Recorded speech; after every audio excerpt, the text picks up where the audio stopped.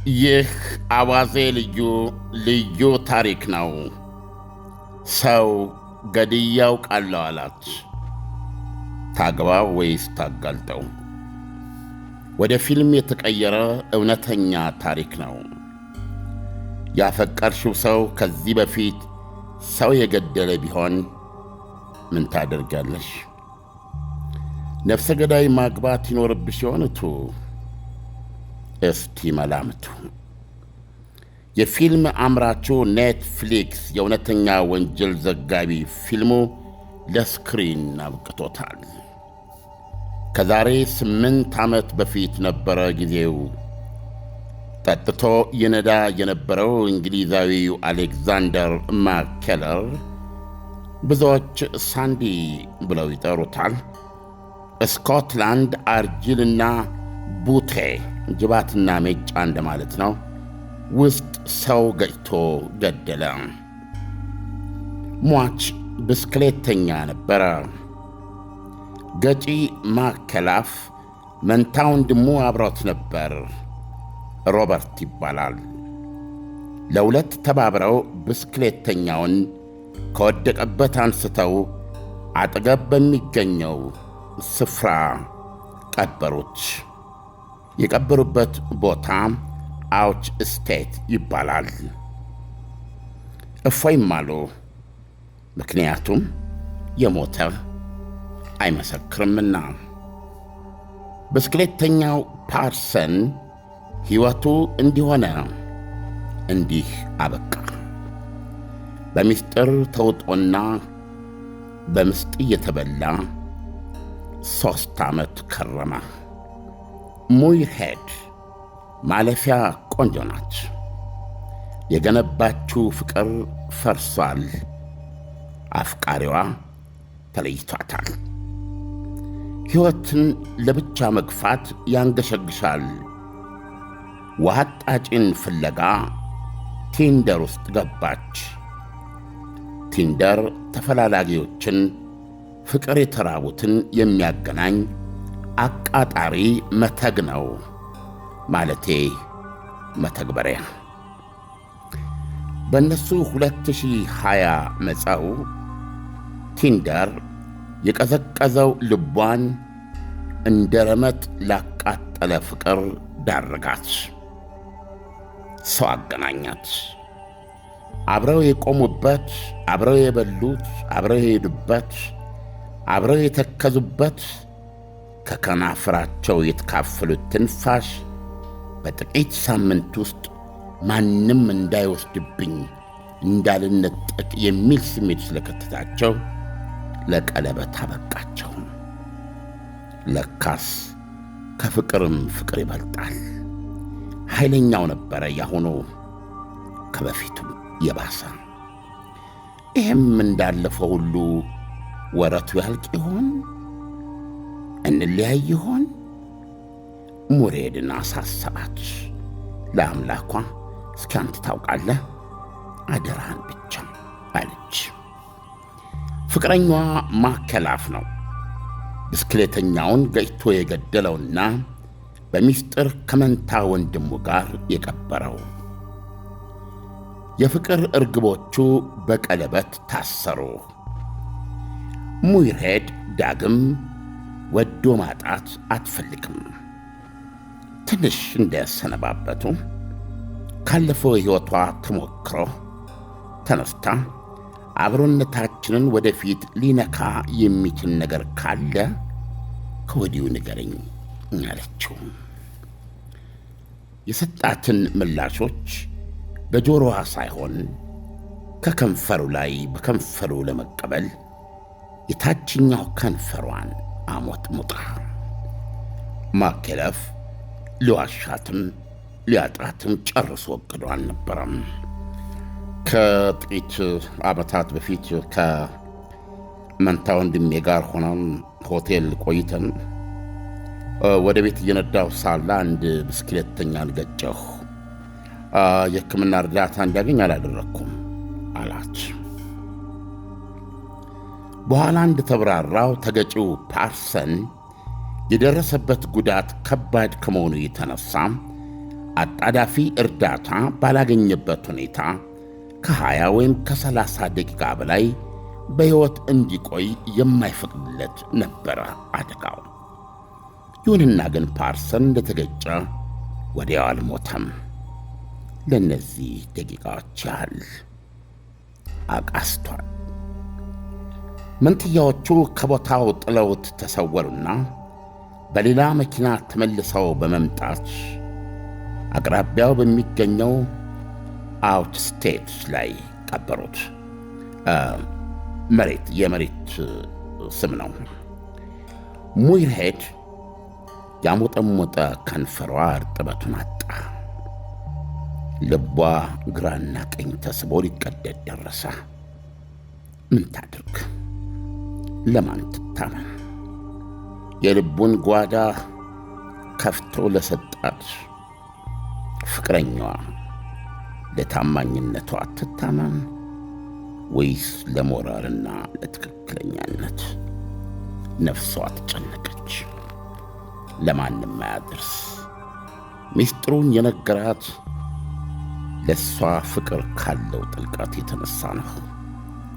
ሙይርሄድ በሽሽግ ለፖሊስ አመለከተች። ይህ ሁሉ ሲሆን ታዲያ አስገራሚው ነገር ሙይርሄድ ፍቅሯን አላቋረጠችም ነበረ። ሙይርሄድ የፍቅረኛዋን ምስጢራዊ ኑዛዜዎች እሱ ሳያውቅ በስልኳ ቀረጸቻቸው። ብስክሌተኛው ፓርሰን በሕይወቱ ማንም እንደሌለው በምስጢር የተቀበረበት አውትስቴት ድረስ ከፍቅረኛዋ ጋር አግባብታው ተያይዘው ለማየት ሄዱ። በጫማው ጫፍ ፋር ያደረገ የፓርሰን ታሪክ የምስጥ ኩይሳ በመሰለች የአፈር ካብ የተሰወረችበትን መቃብሩን አሳየች። እንደ ዋዛ በእጇ አጋምሳ ይዛ የነበረውን ሬድቡል የተባለ ኃይል ሰጪ መጠጥ ጣሳን ጣል አደረገችበት መቃብሩ ላይ። ኋላ ላይ ከሱ እንደተለየች ለፖሊስ አሳወቀች። ስፍራውንና የሬድቡል ጣሳ የወደቀበትን ምስጢራዊ መቃብር እንደ ምልክት ነገረቻቸው። ፖሊስ አጽሙን ቆፍሮ አወጣ። ቤተሰቡም ሰማ። ምርመራም ተካሄደ፣ ተመረጀም። መልሶ እንደ ሰው በሚወዱት ቤተሰቦችና በማኅበረሰብ ተለቅሶ ደረት ተመትቶ ሐውልት ተሰርቶለት ተቀበረ። ሁለቱ ወንድማማቾች መንትዮቹ በ2020 በፈረንጅ ነው ታኅሳስ፣ በኢትዮጵያ 2013 በፖሊስ ቁጥጥር ስር ዋሉ። ወዲያው ግን በዋስ ተፈቱ።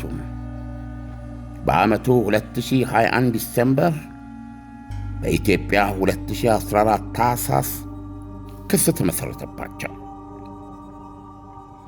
በመጨረሻም ዋናው ገጪ ሳንዲ ማክሌፍ የሙይርሄድ አፍቃሪ፣ ምናልባትም የተከዳው አፍቃሪ ልትሉ ትችላላችሁ፣ 12 ዓመት እስር ተፈርዶበት ወህኒ ወረደ።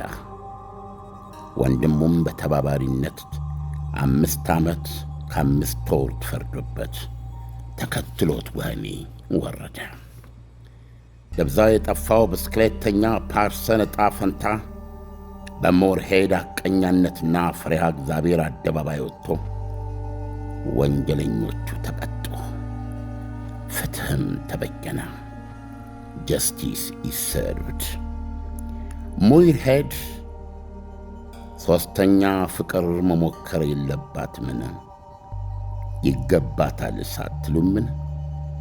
አንዳንድ ጊዜ እንኳ ቢያንስ፣ ሁሌም ባይሆን አንዳንድ ጊዜ እንኳ እውነት ከፍቅር ይበልጣል። ዳንኤል፣ እንግዲህ ታሪኩ ይሄ ነው።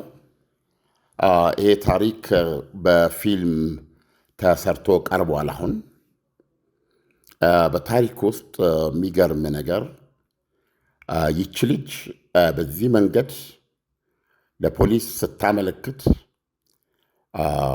ሟች የወደቀበትን ቦታ እዛው ድረስ ሄዳ በማረጋገጥ ለነሱ ምልክት ስታስቀምጥ እና በዚህም ምክንያት ጉዳዩ ፖሊስ ጋር ደርሶ እንቅስቃሴ ሁሉ ሲካሄድ ለእሷ የተደረገላት ጥበቃ አልነበረም። ዳንኤል፣ የስኮትላንድ ፖሊስ በፕሮግራሙ ላይ በእጅጉ ነው የተወቀሰው። እሷ የምትወደው የተከዘ ባዶ የነበረ መንፈሷን የሞላ ያፈቀረችው ሰው ነው። ነገር ግን ልብና ሕሊና፣ ፍቅርና ሞራል፣ ፍቅርና እውነት ሚዛን ላይ ቀርበው ትክክለኛና እውነቱን በመምረጧ ያን ሁሉ ስታደርግ ጓደኛዋ አብሮ ነው ያለው። ከባድ ሚስጥር ነው፣ የህይወቱ ከባድ ሚስጥር ነው። አንድ እኔ የምወደው ደራሲ ያለ ፊዮዶር ዶስቶቭስኪ ይባላል። ሰዎች ሁሉ በህይወት ዘመናችን 3 የተለያዩ ሚስጥሮች አሉ ይላል። ማንኛውም ሰው በአብዛኛው ማንኛውም ሰው ለጓደኛው ብቻ የሚነግረው ሚስጥር አለ ይላል። ሁለተኛው ደረጃ ሚስጥር ለጓደኛውም የማትነግረው ሚስጥር ነው። ለማንም የማትነግረው ራሱ ውስጥ ብቻ በራሱ ለራስ ብቻ የምታገኘው። ሶስተኛው ሚስጥር ግን ይላል በተለይ ሰዎች በማንኛውም በማህበራዊ ህይወት በማንኛውም ህይወት ከፍታ ላይ እየወጡ በሄዱ ቁጥር ወይም ከፍ ያሉ ሰዎች የሚፈጽሙት አይነት በህይወታቸው የሚኖራቸው አይነት ገመና ነው። ያም ለራሳቸው እንኳ ሊያስታውሱ የሚያንገሸግሻቸው የማይችሉት በመጠጥ ኃይል የሚቀብሩት በራሳቸው ውስጥ እንኳ ሚስጥር አድርጎ ለማቆየት የሚቸገሩበት አይነት ሚስጥር ነው ይላል፣ ወይም ገመና ነው ይላል ዳንኤል። ይህ ሰውዬ የአፍቃሪዋ ከወንድሙ ጋር ነው የሰራው። በጣም እርግጠኛ ለመሆን ለእናታቸው አይነግሩም ይህን ሚስጥር። ይህንን ሚስጥር ለእሷ ሲነግራት ምንም ጥያቄ የለውም። ጠቅላላ ልቡን ምን ያህል ከፍቶ እንደሰጣት ማለት ነው። በሌላ በኩል ደግሞ ይሄ ነገር በዚች እንግሊዛዊት ቆንጆ ላይ በልቧና በህሊናዋ መካከል የፈጠረው መስቀለኛ ጥያቄ፣ ጭንቀት፣ ውጥረት፣ ሰላምና ፋታ ማጣት፣ በመጨረሻም የወሰደችው ውሳኔና የፈጸመችው ገድል አሁን ይሄ የምታየው ነው። በዚህ ጊዜ ውስጥ ሁሉ ጥበቃ አልነበራትም ይላል ዳንኤል። ምክንያቱም የልቡ ጓዳ የህይወቱ ታላቅ ሚስጥር ነው የተጋለጠው። ይሄን ሚስጥሩን አሳልፋ ለፖሊስ እየሰጠችበት መሆኑን ሲያውቅ ምን ሊመጣ እንደሚችል አስብ። ለምን ያልከኝ እንደሆን በ2020 ፖሊስ በቁጥጥር ስር ከዋላቸው በኋላ ሁለቱን ወንድማማቾች በዋስ ለቀቃቸው ነው የሚለው። 1 ዓመት ተመልሰው የያዛቸውና ክስ የመሰረተባቸው ከ1 ዓመት በኋላ ነው። በ2020 ታህሳስ ወር በዋስ ለቋቸው በ2021 ታህሳስ ወር ነው ክስ የመሰረተባቸውና ወህኒ ቤት የቆዩት፣ በዛውም የተፈረደባቸው። ነፃ በነበሩበት የዓመት ጊዜ ውስጥ የዚች ልጅ ህይወት ብታምንም ባታምንም ፍጹም አደጋ ላይ ነው። አይደለም እንዴ? ፖሊስ በዚህ በዓመት ጊዜ ውስጥ ለእሷ የሰጣት ከለላ የለም። የሚገርም ነው። እና ፊልሙ ላይ በከፍተኛ ደረጃ የምተቸው ይሄ ነው። በዚህ ሪስክ ውስጥ ነው ቆማ ለዛ ለሞተው ለተቀበረው ለፓርሰን ቆማ ከህግ ማምለጥ እንደሌለባቸውና እስር ቤት ሊበሰብሱ እንደሚገባ ትናገር የነበረችው ማለት ነውና ታሪኩ እዚህ ድረስ ነው። ዳንኤል 1-2 ነገሮች ልንነጋገሩ ይችላል። ሀሳብ ካለ ልስማ። ዓለም ታሪኩ በእርግጥም በጣም አሳዛኝ ነውና እቺ ሴት እንዴት እንደዚህ አይነት ወንጀል እስከዛሬ ደብቃ ቆይታ ለምን መልሳ ማጋለጥ ፈለገች? ፖሊስ እውነቱን በሰማ ጊዜ ፍቅረኛዋን ለረጅም ጊዜ ዘብጥያ ውስጥ ሊከተው እንደሚችል አልተረዳችም ወይ? ኖ እሱንማ ትረዳለች፣ ተረድታለችም። ትልቁ ጥያቄ ልቧ የሱ ነው እና እውነቱን ለመናገር በፊት የነበራትን ፍቅር አታ በድጋሚ በዚህ በአገናኝ የተፈላለጉ ሰዎችን በሚያገናኝ አፕሊኬሽን አማካኝነት ያገኘችው ሰው እንደገና በውስጧ ፍቅር የለኮሰ የወደደችው ያፈቀረችው እና በዛ መሰረት በጥድፊያ በሳምንታት ጊዜ ውስጥ ቀለበት ምንድነው ቀለበት ያደረገላት ነው። ሁለቱም ማለት ነው። ከቀለበት በኋላ እንግዲህ ያው ጋብቻ ነው እና ጥያቄውን ያነሳችው ነገና ከነገ ወዲያ በሕይወታችን ውስጥ ድንገት ተከስቶ ፍቅራችንን ሊያፈርስ እንዳይችል ምንም ጉዳይ አንዳችን ለሌላችን ግልጽ እንሁን። እኔ ምንም የደበቅኩ ነገር አንተ ምንም ነገር አትደብቀኝ፣ አንዳችን ስለ ራሳችን የሚል ነው ስትለው በዛን ጊዜ እሱም ፍቅሩን ይፈልግ ስለነበረ ይህንን ድብቅ ሚስጥሩን ነገራት ማለት ነው። አሁን ሚስጥሩን ከነገራት በኋላ ግን በሰላም ወደ አልጋ መሄድ አልቻለችም። ትወደዋለች፣ ታፈቅረዋለች፣ ግን ነፍሰ ገዳይ ነው። ሰው ገሎ በሚስጥር ቀብሮ መደበኛ ህይወት የሚኖር ነው። ቤዚካሊ በህግ የሚፈለግ ሰው ነው እና አንድ ሰው ደግሞ ጠጥቶ ሲያሽከረክር ነው የገጨው። በነገራችን ላይ አላግባብ ተገኝቶ የሕክምና እርዳታ ሳይፈለግለት ሙከራ ሳይደረግ ቀርቶ ሞቶም በድኑን መቼም ሰው ነን አይደለም እንደ ውሻ ሬሳ ሚስጥራቸው ለመደበቅ ሲሉ በአቅራቢያ ባለ አውት የሚባል ስቴት መሬት ላይ ቀበሩት ማለት ነው። ይሄ የህይወቱ ሚስጥር ነው። ይህ ሴልፊሽ የራሱን ህይወት ለማዳን ይሄንን ሚስጥሩ አድርጎ ይኖራል። በዚህ ሁኔታ ሰውየው ሞቶ ከተቀበረ 3 ዓመት አልፏል። ከዚች ጋር አዲስ ፍቅር ጀመረ። ፍቅሯን ይፈልገው ስለነበረ ከሷ መውለድ መክበድ ይፈልግ ስለነበረ ህይወታቸውን ነገ እንዳያፈርስባቸው በጠየቀችው መሰረት የህይወቱን ሚስጥር ነገራት። ሚስጥሩም ሰው ገድዬ ቀብሬያለሁ አላት። ይሄን ሲላት ለሱ ያላት ፍቅር በአንድ በኩል ህሊናዋ ደግሞ እንዴት ይሆናል? ሳምበዲ ግፍ ተፈጽሞበታል። ሳምበዲ የትም ወድቋል። ቢሊቭ ኢት ኦር ኖት ፍቅረኛሽ ኢዝ ኤ መርደረር፣ ነፍሰ ገዳይ ነው። ስለዚህ ምንድነው ውሳኔሽ? ይሄ ከራሷ ነፍስ ጋር ያደረገችው ትግል ነው። በአንድ ቀን የወሰነችው አይደለም። የሚገርም ነገር ብወደውም እና ባፈቅረውም ደስታዬ ቢሆንም ይሄን እውነት ግን ልደብቅ አልችልም ብላ ከሱ ጀርባ ለፖሊስ ነገረች ማለት ነው። አመለከተች። ከሱ ጋር ሳትለይ ነበር ይህን ሁሉ የምታካሄደው። ለፖሊስ መንገር ብቻ ሳይሆን የት እንደወደቀ ማወቅ አለባት። ይሄን እንዲያሳያት ዋናው ተጨባጭ መረጃ እሱ ነው። ሊክድ ይችላል። ለምሳሌ ያክል እንደዚህ ብላ ብታቀርብ ሊክድ ይችላል።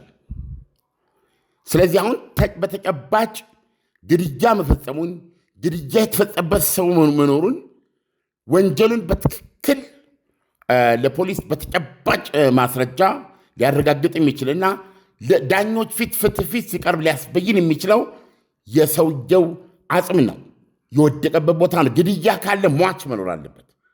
ስለዚህ አግባብታ በሴትነቷ ሄዳ እንዲወስዳት አድርጋ እዛች ቦታ ላይ ያዘቻትን ሬድቡል ምልክት አድርጋ ፖሊስ ሄዶ እዛች ላይ እንዲቆፍር አድርጋ አጽሙ እንዲወጣ ተደርጎ መጨረሻ ላይ ልጁ በቁጥጥር ስለ ፍቅሯን አጣች። ፍትህ ግን ተበየነ።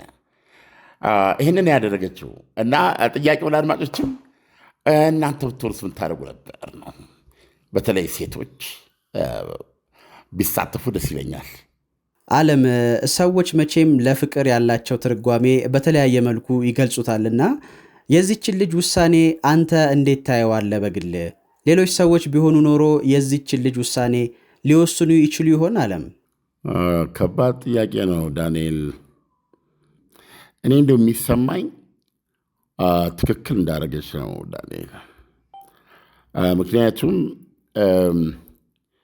እንዴት ነው ነግ በኔ ነው ብለን አንድን ነገር ካልወሰድን ቢቻል እድሉ ቢኖርህ አብሮ ጓደኛዋ ቢሆን ፍቅረኛዋ ቢሆን እሷ ባለችበት መኪና ይህን ፈጽሞ ቢሆን ጥለህ መሄድ አትችልም። ሆስፒታል እንወስደው ይገባል። አቁም፣ በቃ ምንም ማድረግ አይቻልም። ክፉ ዕጣ ነው ይሄ፣ ደርሶብናል፣ ከጎን እቆማለሁ። ገብቶሃል? ከአንተ አልለይም። የሚያሳስር ከሆነ ገብቶሃል? ምግብ አመላልሳለሁ እና ከእስር ቤት እስክትወጣ ጠብቅሃለሁ። አንተነህ ፍቅሬ፣ አንተነህ ሕይወቴ። ነገር ግን ይህንን ማለፍ አንችልም። አደጋ ደርሶብናል፣ ሰው ጎስተናል። ስለዚህ ኢመርጀንሲ ደውላለሁ፣ ወደ ሆስፒታል ምንድነው ይሄ አምቡላንስ እንዲመጣ ደውላለሁ ብላ ደውላ ወንጀሉን እንዲታወቅ አድርጋ ሰውየው ይሙትም ቢዳንም በተቻለ ፍጥነት ሕክምና የሚያገኝበትን መንገድ ጥራ። ከተረፈም እሰየው፣ የመጣውን አብረው ይቀበላሉ። ከሞተም ደግሞ የመጣውን አብረው ይቀበላሉ። እንደዚህ ማድረግ የምትችል ልጅ መሆኗን ማረጋገጥ ይቻላል አሁን ካደረገችው ድርጊት። ምክንያቱም ህይወትን በራሳችን መንገድ እኔስ ብሆን የኔስ ብዙ ነገር ትላለ። በዚህ መንገድ ማናየው ከሆነ ለጊዜው እናመልጣለን ዳንኤል፣ ለጊዜው እናመልጣለን። አሁን ይሄ ባለ ታሪካችን ለ3 ዓመት መኖር ችሏል አይደል? ነገር ግን አንድ ማይካድ ነገር ቢኖር የሱም ህይወት ከንቱ መሆኑን ነው የሚያውቀው። እሱ በህይወት ያለው በአጋጣሚ ብቻ መሆኑን ነው የሚያውቀው። የሱም ህይወት ስሙኒ እንደማያወጣ ያውቃል። ለምን በለኝ፣ አንድ ሰው ገሏል እሱ። እናት ያለው፣ አባት ያለው፣ ወንድም ያለው፣ እህት ያለው፣ ስራ ያለው፣ አካባቢ የሚያውቀው፣ በብስክሌተኛነቱ የሚታወቅ ታሪክ ያለው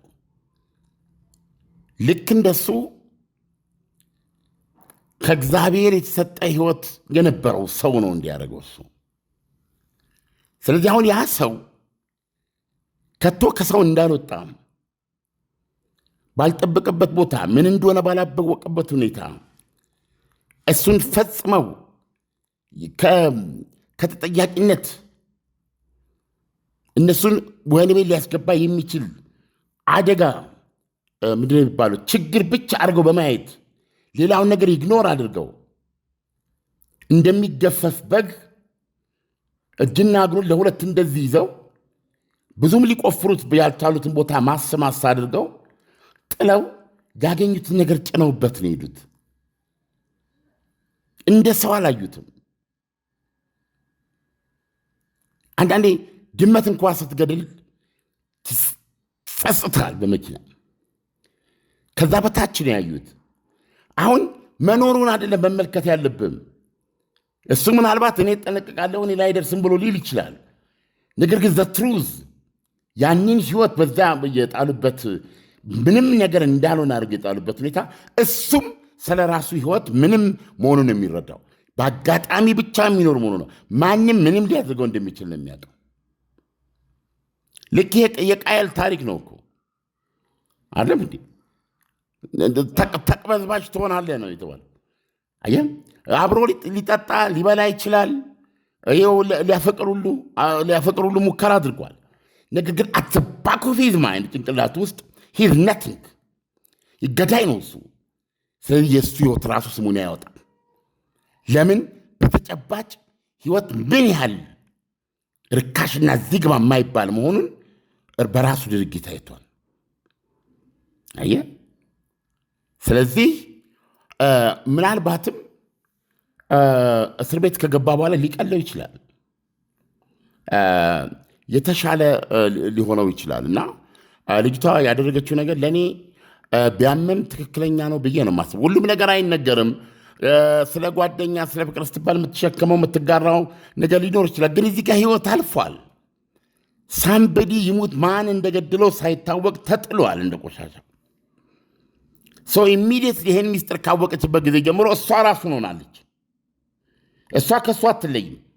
እሱ ይሻላል። እሱ ለህይወቱ ደንግጦ በወቅቱ በነበረው የሰርቫይቫል ኢንስቲንክት ሊሆን ይችላል።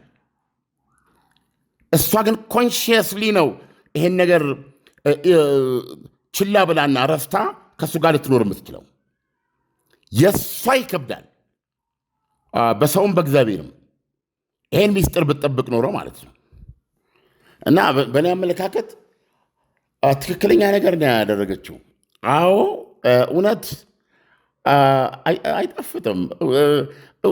እውነት ራስን ማጣት እኮ ነው ዳኒ፣ አይደል እንዴ? ትልቁ የምናየው ምንድን ፍቅር ራስን ማጣት ነው አይደለም የሚባለው?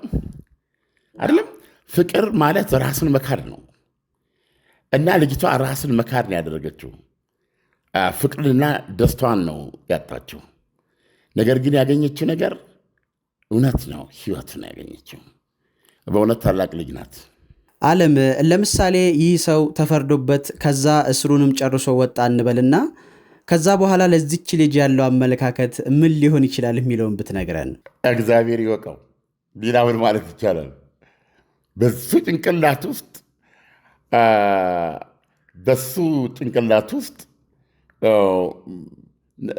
ምን ሊጠነጠን እንደሚችል፣ ነገሮችን በምን መልክ ሊያቸው እንደሚችል መገመት እንጂ እርግጠኛ መሆን አይቻልም። ስለዚህ ምን ማለት ነው የሚቻለው? ይሄ ታሪኩ ኤፒሶድ 1 ነው።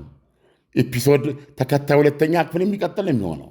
ምክንያቱም 12 ዓመት በጣም የቅርብ ጊዜ ስር ነው። ለምን አመክሮ ሊኖረው ይችላል። ከ9 ዓመት በኋላ ሊፈታ ይችላል። በአሁኑ ጊዜ ይሮጣል አይደል? አላቅም። አሁን የሙር ሄድ የዚህ ባለ ታሪካችን ዕድሜ አልተቀመጠም። የቢቢሲ ታሪክ ነው። የሁለቱም ዕድሜ አልተቀመጠም። እንደው ዝም ብለን ለጨዋታ ስንል እሱን 35 እናድርገው፣ እሷን 30 እናድርጋት እና እሱ ከ12 ዓመት ጠጥቶ ቢወጣ እንኳ የ47 ዓመት ጎልማሳ ነው ዳንኤል። አየህ፣ እሷ ደግሞ የ42 ዓመት ሰው ሆና ሳሙኤል ልጅ ወልዳ ፕሮባብሊ የ3 ልጆች እናት ሆና አንድ ቆንጆ ቪላ ቤት ውስጥ አትክልቷን እያጠጣች ያለ አንድ ሰው በአጥሯ ቀዳዳ ሊያት ይችላል። ያ ሰው ይህ ሰውዬ ሊሆን ይችላል። ለምን እንደዛ እንደሚያት አናውቅም። ከ12 ዓመት በኋላ እንዲህ ያለ ነገር ሊፈጠር ይችላል። ህይወት አስገራሚ ነው። ዓለም በጣም የሚገርም የሚያሳዝንና ብዙ አድማጭ ተመልካቾቻችንም የሚያወያይ ይመስለኛል። በዚህ አጋጣሚ አድማጮች እናንተ ብትሆኑ ምን ታደርጉ ነበር የሚለውን በኮመንት ሴክሽናችን ላይ ልታሳውቁን ትችላላችሁ። ዓለም ለሰጠህን ትንታኔ በጣም አመሰግናለሁ። መልካም ምሽት ይሁንልህ። መልካም ምሽት ዳኒ።